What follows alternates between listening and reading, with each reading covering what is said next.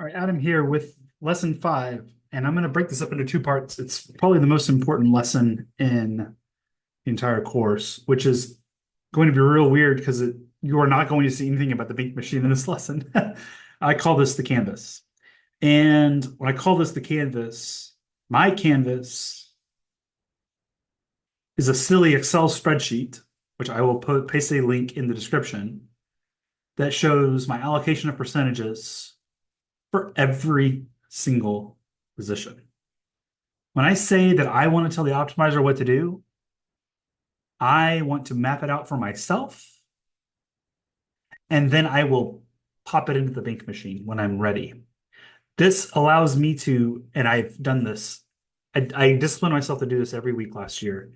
It was so helpful because if I needed to make changes, putting it in the Bink machine, copying and pasting the Bink machine takes me about 15 minutes.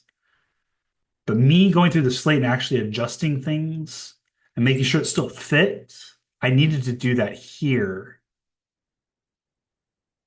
so that I could make the adjustments that I needed.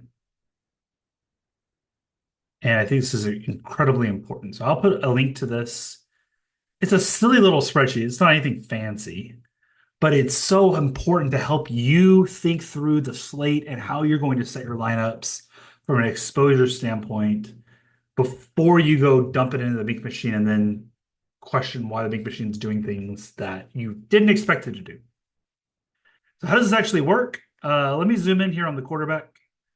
I'll show you how to actually fill in the stuff. And you can do some variations, whatever makes sense to you.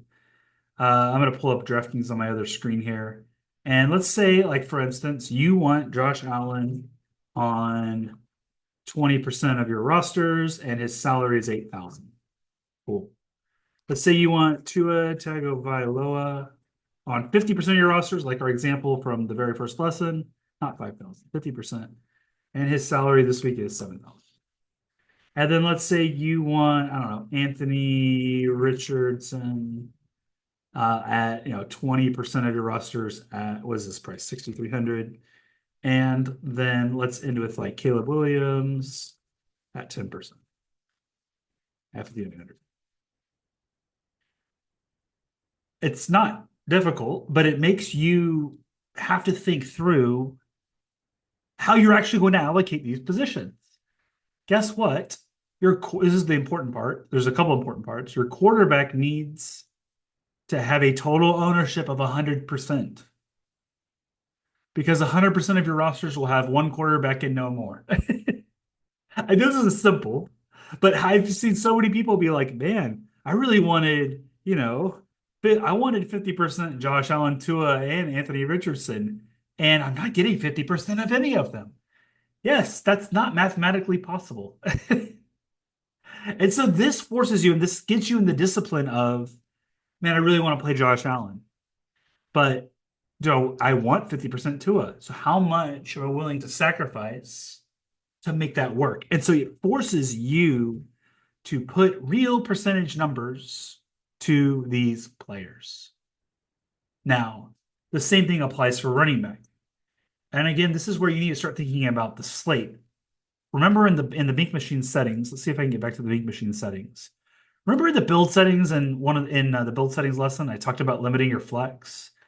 And in the event that I do something like this, where I want a wide receiver in every one of my flexes, uh, this makes this part very simple because guess what? I know my running back total ownership needs to be 200% because I have zero running backs in the flex. What I've typically done, and this is really helpful because a lot of times I'll say, man, I really want all these running backs and I don't want to lose any of their exposures. And my total ownership ends up being like 230%. Well, guess what? That's fine. I need to set 30% here for my running back exposure and limit my wide receiver to like 70%. But doing it on a silly Excel spreadsheet forces you to make the decisions so that the Bink machine is not having to make the decisions for you and doing things that you don't want. So quarterbacks add up to 100%. Running backs add up to however much you want to allocate the flex for running back. In this case, I said zero, so my total ownership for running back needs to be 200. Wide receiver, I leave lots of space because I use lots of wide receivers. That's how the game works. If I do 100% wide receiver in the flex, that needs to add up to 400%. And then tight end needs to add up to 100% if I'm not doing any tight end in the flex. And defense is a lot like quarterback, must be 100%. Exactly. This is lesson one. In the next lesson, this is a real simple way of doing this. In the next lesson, though, I'm going to actually show you an example of how this might look if you were just throwing the numbers out there for a week one slate, for week one 2024 slate, and some of the fact checking you need to do to make sure it's doing exactly the things that you want so that the Bink Machine doesn't do things that you're confused about or mad at the Bink Machine about when it was your fault to begin with. So I'll show you some of those pitfalls in the next lesson on the canvas.